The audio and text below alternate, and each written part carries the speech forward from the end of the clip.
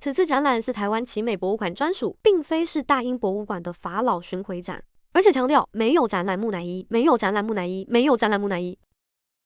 嗨，我是 Journey。奇美博物馆最近宣布了一个令人超级兴奋的消息，他们要和英国的大英博物馆合作，推出展览《埃及之王法老》。这次大英博物馆将把超过280件古埃及文物带来台湾，包含法老的石雕、金饰、神像和古代文字记录，让我们能近距离走进4、5千年前的法老世界。我去过埃及，也逛过大英博物馆，真的超兴奋，能在台南看到这世界遗产法老之王。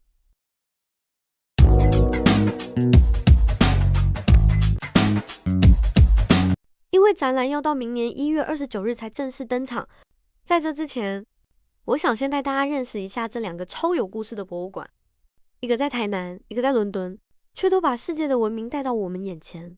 走吧，我们先来看看他们各自的魅力。我们先来到台南的奇美博物馆，它是台湾规模最大的私人博物馆，由奇美集团创办人许文龙建立，整座建筑以欧洲古典风格打造，占地约9公顷，里面收藏超过4万件艺术品，从西洋艺术、乐器、兵器到自然史都有。它最特别的地方就是让人走进去像到了欧洲一样，而且展品几乎都能近距离欣赏，亲切又壮观。许文龙爷爷说过，100年后希望留给台湾永续存在的，一个是奇美医院，另一个就是奇美博物馆。接下来呢，我们飞到伦敦的大英博物馆，这可是世界上最著名也是规模最大的博物馆之一，馆藏超过800万件，从古埃及、希腊、罗马到亚洲文明，应有尽有，占地大约8万平方公尺，是名副其实的文化宝库。其中最吸引人也最具争议的就是它收藏的大量埃及文物，像是罗瑟塔石碑、木乃伊、法老像等等。这次奇美的展览就是从大英博物馆珍藏中精选而来的哦。真的很感谢许文龙爷爷，虽然已不在世，如今奇美博物馆让我们不必在埃及顶着沙漠的高温，也不用长途飞到英国伦敦，就能亲眼见证世界的文明与美。这就是文化最长久的力量。我们到博物馆就是想了解文明，你知道吗？虽然埃及有超过5000年的历史，但在1822年之前，人类对古埃及几乎一无所知。直到一块名为罗瑟塔石碑的黑色岩石被发现，让法国学者成功破解象形文字，正式揭开古埃及的神秘面纱。这样大家知道这石碑的重要性吧？它也是大英博物馆的镇店之宝哦。虽然已经破解了象形文字，但古埃及的历史真的非常复杂，要自己去了解，可能要花上好多时间，伤脑筋啊。还好我有2位当时一起同行的朋友，我记得当时他们正要戴上当地风俗头巾时，突然刮起一阵大风，他们就化身成法老埃及艳后。现在我请他们带着大家一起走回5000年前的埃及时光。我是埃及艳后。不好意思哦，把2位吵醒。因为这次古埃及文物要到台南展览，所以想请你们2位帮忙简单说一下古埃及的重点，好吗？原来是 Journey 啊，当然没有问题啊。太阳神的光芒照耀尼罗河与台南的土地。你要用现代的话来讲，这样人家是听不懂的。我想我们还是把脑中的东西传输给 Jenny， 让她来讲。好的，没问题。这样大家才听得懂。快速认识这个延续了5000多年的古老文明。古埃及的一切都源自尼罗河，每年泛滥带来肥沃的土地，孕育出人类史上最早的国家之一。约西元前3100年，上埃及与下埃及统一，第一位法老闹尔迈诞生，也开启了古埃及的王朝时代。从此之后，历史划分为3个主要阶段：古王国时期、金字塔的时代，最著名的法老是胡夫，他建造了吉萨金字塔。中王国时期，法老变得更像人民的守护者，艺术与宗教融合。新王国时期，出现了图坦卡门、拉美西斯2世、哈特谢普苏特女王。这时的埃及最富强也最神秘，信仰的核心神与来世。埃及人深信死亡不是结束，而是重生的开始。他们相信灵魂在死后仍存在，因此建造金字塔、制作木乃伊，只为确保灵魂能在冥界重生。主要的神有太阳神，象征永恒与光明；欧西里斯，冥界之王，主宰死后世界；阿努比斯，财头人身的防腐之神，守护木乃伊。这些神不只是神话，而是埃及人生活与政治的一部分。法老被视为神在人间的化身。古埃及人用图像记录一切，称为象形文字。它不只是文字，更像一幅画，刻在石墙、墓室与神像上。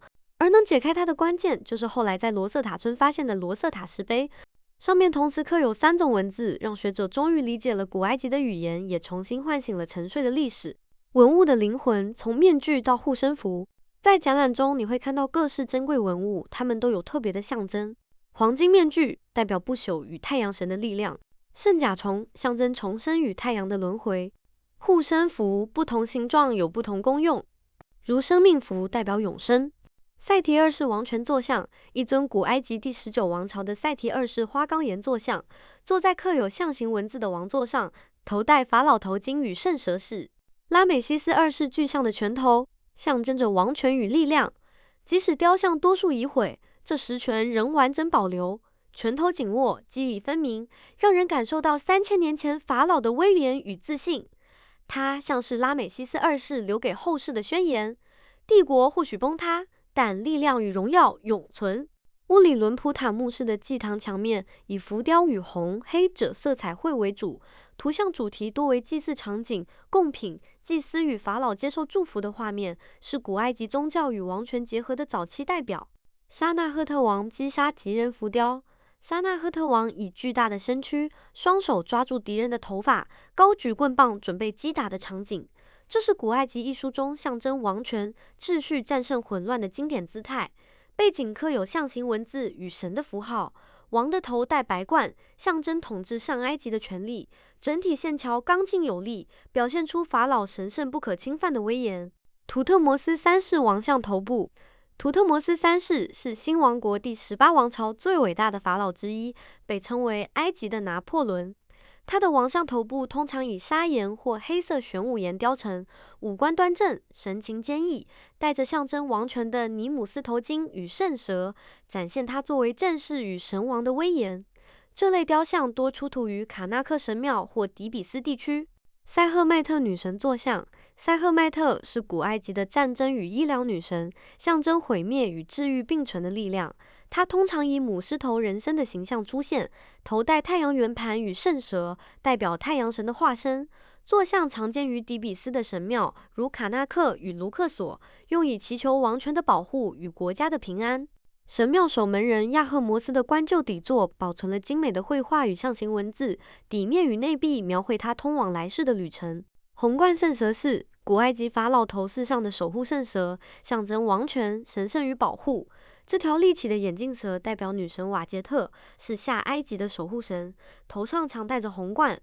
法老头巾中央的红冠圣蛇象征神力与威严，巨信能喷火击退敌人，是神授王权的象征之一。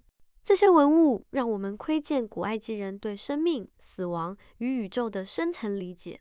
从法老图坦卡门到埃及艳后克利奥佩特拉，如果说法老是埃及的灵魂，那么克利奥佩特拉就是这文明的余晖。她是最后一位埃及艳后，通晓多国语言，与罗马的凯撒与安东尼传出爱情故事，也象征着古埃及王朝的结束。而在她之前，图坦卡门的黄金面具则代表古埃及最辉煌的艺术与信仰。从沙漠到永恒，走进博物馆就像踏进时间的金色长廊，每一件文物、每一个神像、每一道金光，都是古埃及人对永恒的追求。当你站在展柜前，别只是看一件展物，而是想象那背后5000年的信仰、艺术与生命哲学。经由2位传授之后，我突然什么都通了，也想起我们当时一起旅游时所走过的6大神庙、金字塔与帝王谷，那些壮丽的遗迹才是这些文物真正的家。所以，当我们在博物馆里凝视这些文物时，感受到的不只是历史的距离，更像是与他们再次重逢。阿布辛贝神庙，拉美西斯的巨像王国。这座神庙直接刻在山上，外面坐着4尊超过20公尺高的拉美西斯2世像，像在对你说：“我就是神。”每年2次，太阳光会刚好射进去，照亮神像，超精准，古人根本 GPS 神人。这里不只是神庙，更是古埃及建筑与天文的奇迹。菲莱神庙，这座神庙建在尼罗河的小岛上，要搭船才能到。女神伊西斯的浪漫之岛，主神是伊西斯，魔法与母性的象征。神庙有种柔美的气质，尤其日出时，阳光洒在水面上，整个画面超梦幻。它还曾经被整座搬家，是联合国保护古迹的经典案例。埃德夫神庙，保存最完整的神庙。这座神庙是荷鲁斯的主场，门口站着帅气的鹰神雕像。走进去就像回到古埃及时代，你会看到完整的墙面浮雕，神秘暗示古代仪式的细节，还有个 WiFi 图示，赶紧连线看看，太神奇了！科文坡神庙，两位神明住一起的神庙。这座神庙很特别，是世界唯一的双神神庙，左右对称设计，一边是鳄鱼神索贝克，掌管力量和生育，另一边是鹰神和鲁斯，象征王权与天空。走进去，仿佛走进两个世界。卢克索神庙，法老加冕的舞台，这里不是祭神，而是王权的象征，是法老加冕的地方。门口有巨大的拉美西斯像和方尖碑，另一根被送去巴黎了。晚上打灯真的很美，沿着狮身羊首像的神道，一路通到卡纳克神庙，走起来像进入时光隧道。卡纳克神庙，埃及神庙界的巨无霸，是世界上最大宗教建筑群，里面最有名的是柱林大道。134根高达21公尺的石柱，真的超大根，整个像走进石头森林。还有神圣湖、巨型雕像、方尖碑，每一步都是震撼。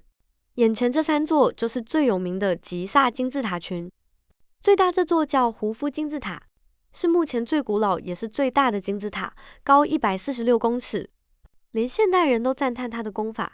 第2座是卡夫拉金字塔，虽然比胡夫矮一点，但因为盖在高处，远看常让人以为它最大。顶端那块白色是原本整座金字塔的外壳。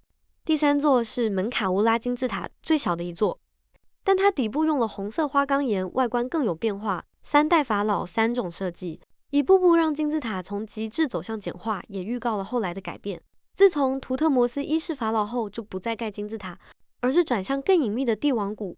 帝王谷是古埃及新王国时期法老们的墓地，跟金字塔不一样，帝王谷的墓都藏在山里面，看不出来地面有什么，这是为了防止盗墓。因为以前的金字塔太醒目，宝藏都被偷光光，每个墓都是从岩壁里挖出来的。隧道里面有彩色壁画，画着法老走向来世的旅程。最有名的就是图坦卡门的墓，打开时几乎没被盗过，还发现了黄金面具。帝王谷可以说是埃及法老的隐形金字塔，从这里开始，他们不再往上盖，而是往地底深藏。看完这集后，相信对古埃及有一定程度的了解，希望对大家去博物馆看展有帮助。我们继续频道见喽！